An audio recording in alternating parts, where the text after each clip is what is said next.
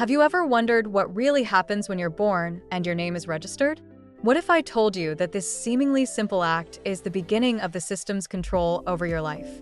Tonight, we're breaking down the truth behind the juridical personality, the role of the birth certificate, and how statutory authority is quietly established from the very start. When you're born, your parents are required to register your birth with the state. This act creates something called a juridical personality, a legal identity that is separate from you, the natural human being. Your name, assigned at birth and recorded on the birth certificate, becomes the identifier for this artificial person.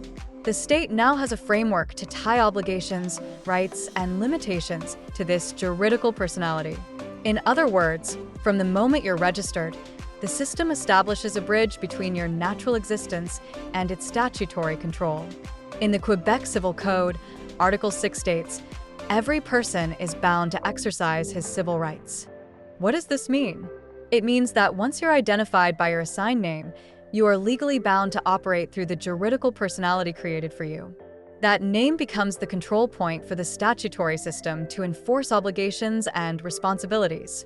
The system assumes that you, as a natural person, are inseparable from this artificial construct.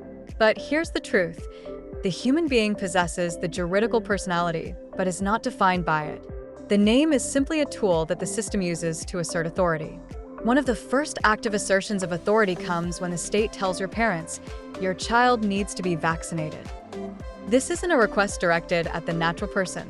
It's directed at the juridical personality tied to your name. By leveraging the artificial identity, the system enforces compliance under statutory law, bypassing the natural autonomy of the human being. This is how the system operates. It starts at birth, creating a legal identity, and then uses that identity to impose obligations, all under the guise of public order and compliance. But let's take a closer look at how this process operates in law. Under the Vital Statistics Act of Ontario, parents are legally obligated to certify the birth of their child. Section 9(1) of the Act mandates that parents provide specific information and documentation to register their child. Failure to comply isn't just a minor oversight, it's treated as a serious offense.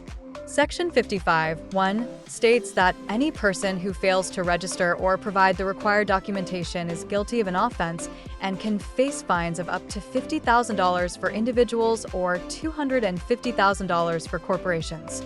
These penalties ensure compliance by force, not by choice. This enforcement mechanism reveals a deeper truth.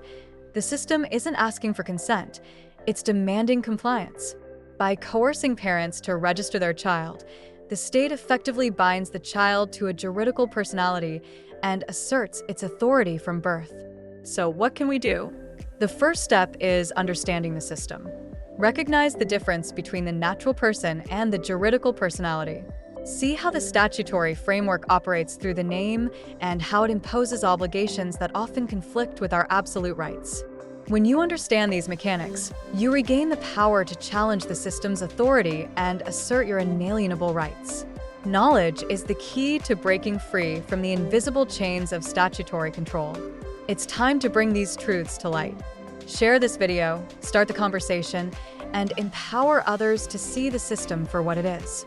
Together, we can reclaim our autonomy and assert the rights that no law or system can take away. Visit eternallyaware.com for more insights.